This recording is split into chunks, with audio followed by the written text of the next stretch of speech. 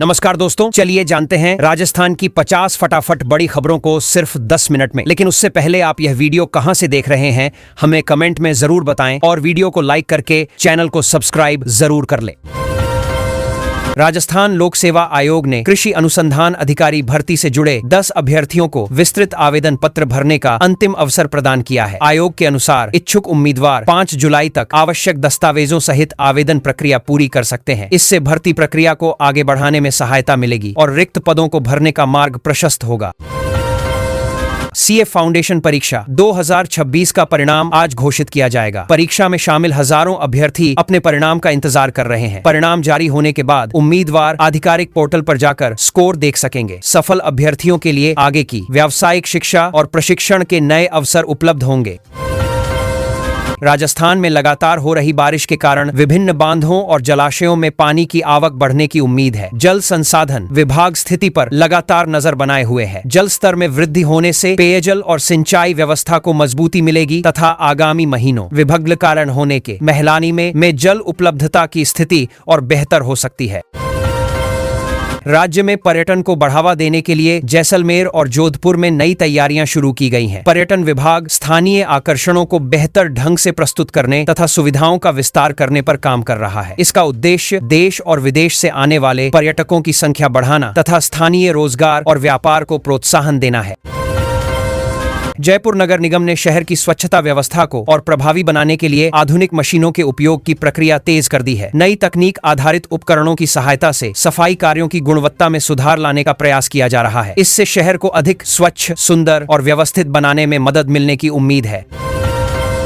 राजस्थान के पुगल solar park से जुड़े विकास कार्यों को गति देने के लिए नियामक स्तर पर उच्च लॉट आकारों को मंजूरी दी गई है। इस निर्णय से अक्षय ऊर्जा क्षेत्र में निवेश बढ़ने की संभावना है। राज्य सरकार सौर ऊर्जा उत्पादन को मजबूत बनाकर स्वच्छ ऊर्जा के क्षेत्र में अपनी स्थिति और मजबूत करना चाहती है।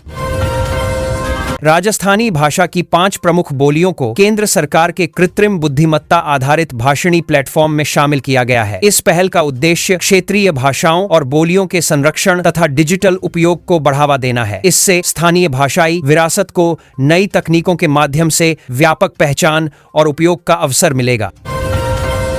जयपुर में मानसून के मद्देनजर प्रशासन ने तैयारियों की समीक्षा तेज कर दी है। जलभराव संभावित क्षेत्रों की पहचान कर विशेष निगरानी रखी जा रही है। संबंधित विभागों को आवश्यक निर्देश जारी किए गए हैं ताकि बारिश के दौरान यातायात और जनजीवन सुचारू बना रहे। अधिकारियों द्वारा लगातार स्थिति का मूल्यांकन किया जा रहा है और आवश्यक संसाधन उपलब्ध कराए जा रहे हैं। राजस्थान के विभिन्न कॉलेजों और शैक्षणिक संस्थानों में नए सत्र के लिए प्रवेश प्रक्रिया जारी है। विद्यार्थियों के लिए काउंसलिंग और सीट आवंटन का कार्य निर्धारित कार्यक्रम के अनुसार किया जा रहा है। शिक्षा विभाग ने प्रक्रिया को पारदर्शी और सुविधाजनक बनाने पर जोर दिया है ताकि छात्रों को समय पर प्रवेश मिल सके और शैक्षणिक गतिविधियां सुचारू रूप से शुरू हों। जोधपुर एयरपोर्ट का नया टर्मिनल आधुनिक सुविधाओं और राजस्थान की सांस्कृतिक विरासत के सुंदर समन्वय के साथ तैयार किया गया है। इस विस्तार से यात्रियों को बेहतर सुविधाएं मिलेंगी और हवाई यातायात क्षमता में वृद्धि होगी। परियोजना के पूरा होने से पर्यटन और व्यापारिक गतिविधियों को भी प्रोत्साहन मिलने की उम्मीद व्यक्त की जा रही है। राज्य सरकार किसानों तक उन्नत बीज और खाद समय पर पहुंचाने के लिए वितरण प्रक्रिया में तेजी ला रही है। कृषि विभाग का लक्ष्य खरीफ सीजन के दौरान किसानों को आवश्यक संसाधन उपलब्ध कराना है। इससे उत्पादन क्षमता बढ़ाने और आधुनिक कृषि तकनीकों को बढ़ावा देने में सहायता मिलेगी तथा किसानों की आय में सुधार के प्रयासों को मजबूती मिलेगी। राजस्थान के ग्रामीण क्षेत्रों में इंटरनेट कनेक्टिविटी मजबूत करने के लिए नए मोबाइल टावर लगाने की योजना तैयार की जा रही है। इस पहल का उद्देश्य डिजिटल सेवाओं की पहुंच बढ़ाना और ग्रामीण नागरिकों को बेहतर संचार सुविधाएं उपलब्ध कराना है। योजना लागू होने पर ऑनलाइन शिक्षा, बैंकिंग और सरकारी सेवाओं तक पहुंच और आसान हो जाएगी। युवाओं को रोजगार के बेहतर अवसर उपलब्ध कराने के लिए प्रदेश में नए कौशल विकास प्रशिक्षण केंद्र खोलने की तैयारी चल रही है। इन केंद्रों में विभिन्न क्षेत्रों से संबंधित व्यावसायिक प्रशिक्षण दिया जाएगा। सरकार का मानना है कि इससे युवाओं की कार्य क्षमता बढ़ेगी और उन्हें उद्योगों तथा सेवा क्षेत्र में रोजगार प्राप्त करने में अधिक सहायता मिलेगी। जयपुर से विभिन्न जिलों के लिए नई बस सेवाएं शुरू करने पर विचार किया जा रहा है। परिवहन विभाग यात्रियों की सुविधा और बढ़ती मांग को ध्यान में रखते हुए प्रस्तावों की समीक्षा कर रहा है। नई बसों के संचालन से यात्रा अधिक सुविधाजनक होगी और प्रदेश के विभिन्न क्षेत्रों के बीच संपर्क व्यवस्था को और मजबूती मिलने की संभावना है। महिला स्वयं सहायता समूहों को प्रोत्साहित करने के लिए प्रदेश में नए ऋण मेलों के आयोजन की घोषणा की गई है। इन कार्यक्रमों के माध्यम से महिला उद्यमियों को वित्तीय सहायता और व्यवसाय विस्तार के अवसर उपलब्ध कराए जाएंगे। सरकार का उद्देश्य महिलाओं की आर्थिक भागीदारी बढ़ाना तथा स्वरोजगार को बढ़ावा देकर आत्मनिर्भरता को मजबूत बनाना है। राजस्थान में खेल प्रतिभाओं को आगे बढ़ाने के लिए विभिन्न खेल अकादमियों में प्रवेश प्रक्रिया शुरू कर दी गई है। युवा खिलाड़ियों को प्रशिक्षण, मार्गदर्शन और आधुनिक सुविधाएं उपलब्ध कराने पर विशेष ध्यान दिया जा रहा है। इस पहल से राज्य स्तर से लेकर राष्ट्रीय और अंतर्राष्ट्रीय प्रतियोगिताओं के लिए प्रतिभाशाली खिलाड़ियों को तैयार करने में मदद मिलेगी। जयपुर के ऐतिहासिक स्मारकों और धरोहर स्थलों के संरक्षण के लिए विशेष फंड जारी किया गया है। इस राशि का उपयोग मरम्मत, रखरखाव और सौंदर्यीकरण कार्यों में किया जाएगा। सरकार का उद्देश्य सांस्कृतिक विरासत को सुरक्षित रखना और पर्यटन को बढ़ावा देना है, ताकि आने वाली पीढ़ियां भी इन ऐतिहासिक धरोहरों का महत्व समझ सकें।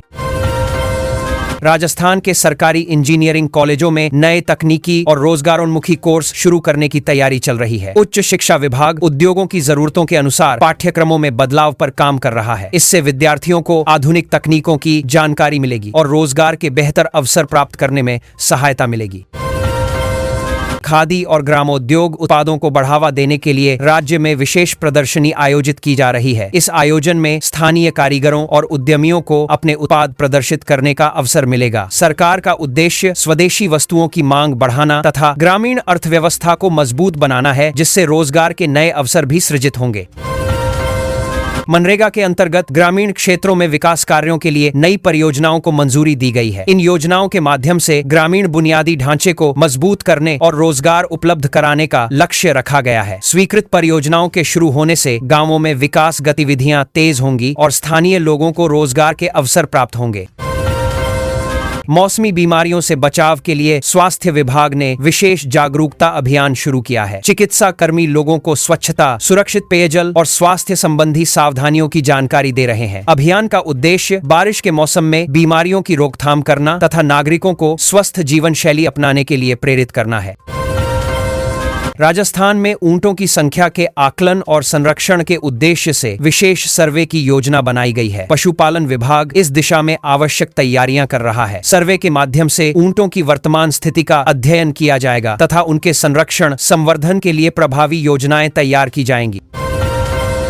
राज्य सरकार स्थानीय स्टार्टअप्स को बढ़ावा देने के लिए विभिन्न प्रोत्साहन उपायों पर विचार कर रही है। टैक्स रियायत और अन्य सुविधाओं से नए उद्यमों को सहायता मिलने की संभावना है। इस पहल का उद्देश्य नवाचार को प्रोत्साहित करना, निवेश आकर्षित करना तथा युवाओं के लिए नए रोजगार और व्यावसायिक अवसरों का निर्माण करना है।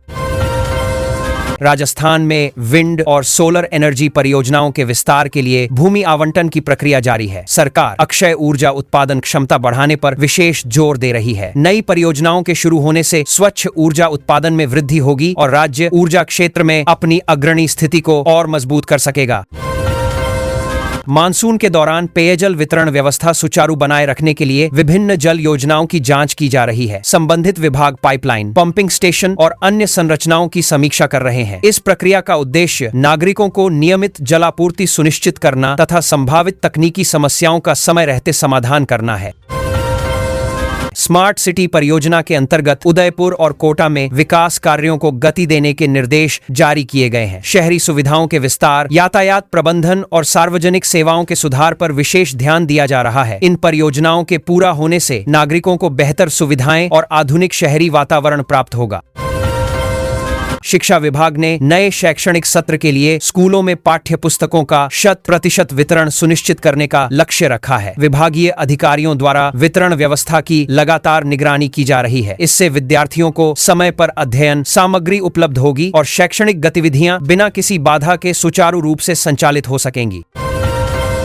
महिला सुरक्षा को और मजबूत बनाने के लिए राजस्थान में सार्वजनिक स्थानों पर सीसीटीवी कैमरों का नेटवर्क बढ़ाने की योजना पर काम किया जा रहा है। इस पहल का उद्देश्य निगरानी व्यवस्था को सशक्त बनाना और नागरिकों को अधिक सुरक्षित वातावरण प्रदान करना है। स्थानीय प्रशासन और संबंधित विभाग आवश्यक स्थानों की पहचान कर तकनीकी सुविधाओं के विस्तार की तैयारी कर रहे हैं। वन विभाग ने राज्य भर में वृक्षारोपण अभियान की शुरुआत की है। मानसून के मौसम को देखते हुए बड़ी संख्या में पौधे लगाने का लक्ष्य निर्धारित किया गया है। इस अभियान के माध्यम से हरित क्षेत्र बढ़ाने, पर्यावरण संरक्षण को प्रोत्साहन देने और जलवायु संतुलन बनाए रखने की दिशा में महत्वपूर्ण प्रयास किए जा रहे हैं। राजस्थान के हस्तशिल्प उद्योग को डिजिटल बाजार से जोड़ने के लिए नई पहल शुरू की गई है। स्थानीय कारीगरों को ऑनलाइन प्लेटफॉर्म के माध्यम से अपने उत्पाद बेचने का अवसर दिया जा रहा है। इससे पारंपरिक कला को नई पहचान मिलेगी, बिक्री बढ़ेगी और कारीगरों की आय में वृद्धि होने की संभावना व्यक्त की जा रही है। रीको द्वारा राज्य में नए औद्योगिक क्षेत्रों की स्थापना की दिशा में कार्य आगे बढ़ाया जा रहा है। इन परियोजनाओं का उद्देश्य निवेश आकर्षित करना और औद्योगिक विकास को गति देना है। नए उद्योग स्थापित होने से रोजगार के अवसर बढ़ेंगे तथा स्थानीय अर्थव्यवस्था को मजबूती मिलेगी, जिससे प्रदेश के समग्र विकास को भी लाभ होगा। राजस्थान के प्रमुख राजमार्गों और सड़कों के मरम्मत कार्यों को मंजूरी प्रदान की गई है। संबंधित विभागों को आवश्यक कार्य शीघ्र शुरू करने के निर्देश दिए गए हैं। सड़क सुधार से यात्रियों को बेहतर आवागमन सुविधा मिलेगी तथा परिवहन व्यवस्था अधिक एकसार, सुरक्षित और सुगम बनने की उम्मीद है। मित्र केंद्रों पर नई सरकारी सेवाएं जोड़ने की प्रक्रिया जारी है। सरकार का उद्देश्य नागरिकों को अधिकाधिक सुविधाएं एक ही स्थान पर उपलब्ध कराना है। डिजिटल सेवाओं के विस्तार से लोगों को विभिन्न सरकारी कार्यों के लिए कार्यालयों के चक्कर कम लगाने पड़ेंगे और समय की भी बचत होगी। राजस्थान लोक कला महोत्सव के आयोजन की रूपरेखा तैयार की जा रही है। इस कार्यक्रम में राज्य की लोक संस्कृति, संगीत, नृत्य और पारंपरिक कलाओं को प्रदर्शित किया जाएगा। आयोजन का उद्देश्य सांस्कृतिक विरासत का संरक्षण करना तथा नई पीढ़ी को राजस्थान की समृद्ध लोक परंपराओं से परिचित कराना है।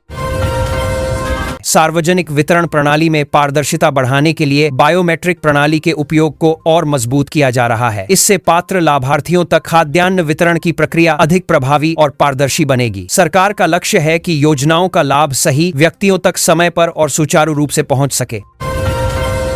बुजुर्गों और विधवाओं के लिए पेंशन भुगतान प्रक्रिया को सरल बनाने की दिशा में कदम उठाए गए हैं। नई व्यवस्थाओं के माध्यम से लाभार्थियों को समय पर भुगतान सुनिश्चित करने का प्रयास किया जा रहा है। इससे पेंशन धारकों को सुविधा मिलेगी और सरकारी सेवाओं के प्रति विश्वास भी मजबूत होगा। मानसून के दौरान निर्बाध बिजली आपूर्ति बनाए रखने के लिए बिजली विभाग ने विशेष कंट्रोल रूम सक्रिय कर दिए हैं। अधिकारी लगातार विद्युत व्यवस्था की निगरानी कर रहे हैं। किसी भी तकनीकी समस्या का त्वरित समाधान सुनिश्चित करने के लिए अतिरिक्त कर्मचारियों और संसाधनों की भी व्यवस्था की गई है। राजस्थान में किसानों को जैविक खेती अपनाने के लिए विशेष कार्यशालाओं का आयोजन किया जा रहा है। कृषि विशेषज्ञ किसानों को रासायनिक उर्वरकों पर निर्भरता कम करने और प्राकृतिक खेती की तकनीकों की जानकारी दे रहे हैं। इस पहल का उद्देश्य उत्पादन की गुणवत्ता बढ़ाना, मिट्टी की उर्वरता बनाए रखना तथा पर्यावरण संरक्षण को प्रोत्साहन देना है। राजस्थान हाउसिंग बोर्ड द्वारा विभिन्न शहरों में किफायती आवास योजनाओं का कार्य तेजी से आगे बढ़ाया जा रहा है। इन परियोजनाओं के माध्यम से आम नागरिकों को उचित कीमत पर आवास उपलब्ध कराने का लक्ष्य रखा गया है। योजना पूरी होने पर बड़ी संख्या में परिवारों को बेहतर आवास सुविधाओं का लाभ मिल सकेगा। मत्स्य पालन क्षेत्र को प्रोत्साहित करने के लिए नए तालाबों के निर्माण पर अनुदान योजना लागू की जा रही है। इस योजना का लाभ उठाकर मत्स्य पालक अपनी उत्पादन क्षमता बढ़ा सकेंगे। सरकार का उद्देश्य ग्रामीण क्षेत्रों में आय के अतिरिक्त स्रोत विकसित करना तथा मत्स्य उद्योग को मजबूत आधार प्रदान करना है। राजस्थान में डेयरी क्षेत्र के विकास के लिए नई कूलिंग मशीनों का वितरण किया जा रहा है। इससे दूध संग्रहण और संरक्षण व्यवस्था में सुधार होगा। किसानों और दुग्ध उत्पादकों को बेहतर सुविधाएं मिलने से दुग्ध उत्पादन को बढ़ावा मिलेगा तथा डेयरी व्यवसाय से जुड़े लोगों की आय बढ़ाने में सहायता प्राप्त होगी। प्रदेश में कानून व्यवस्था को और प्रभावी बनाने के लिए पुलिस प्रशासन ने विशेष गश्त बढ़ाने का निर्णय लिया है। विभिन्न शहरों और कस्बों में सुरक्षा व्यवस्था की नियमित निगरानी की जा रही है। इस पहल का उद्देश्य नागरिकों में सुरक्षा की भावना को मजबूत करना तथा सार्वजनिक व्यवस्था को और बेहतर बनाना है। दिव्यांगजनों को सरकारी योजनाओं का अधिक लाभ दिलाने के लिए विभिन्न विभागों को प्राथमिकता आधारित कार्य करने के निर्देश दिए गए हैं। सरकार का प्रयास है कि दिव्यांग नागरिकों को शिक्षा, रोजगार और सामाजिक सुरक्षा से जुड़ी सुविधाएं सरलता से उपलब्ध हों तथा उनके सशक्तिकरण को नई गति मिल सके। ग्रामीण स्कूलों में स्मार्ट क्लासरूम की शुरुआत की जा रही है ताकि विद्यार्थियों को आधुनिक तकनीक आधारित शिक्षा मिल सके। डिजिटल उपकरणों और इंटरैक्टिव शिक्षण पद्धतियों के माध्यम से पढ़ाई को अधिक प्रभावी बनाने का प्रयास किया जा रहा है। इससे छात्रों की सीखने की क्षमता और शैक्षणिक गुणवत्ता में सुधार होने की उम्मीद है। पर्यटन विभाग मानसून पर्यटन को बढ़ावा देने के लिए विशेष प्रचार अभियान चला रहा है। राज्य के प्राकृतिक और ऐतिहासिक पर्यटन स्थलों को आकर्षक रूप में प्रस्तुत किया जा रहा है। इस पहल का उद्देश्य देश भर से अधिक पर्यटकों को आकर्षित करना तथा पर्यटन उद्योग और स्थानीय रोजगार को नई मजबूती प्रदान करना है। जल संसाधन विभाग ने नदियों के जल प्रवाह की निगरानी के लिए आधुनिक मॉनिटरिंग प्रणाली को सक्रिय रखा है। लगातार आंकड़े एकत्र कर जल स्थिति का आकलन किया जा रहा है। इससे जल प्रबंधन को बेहतर बनाने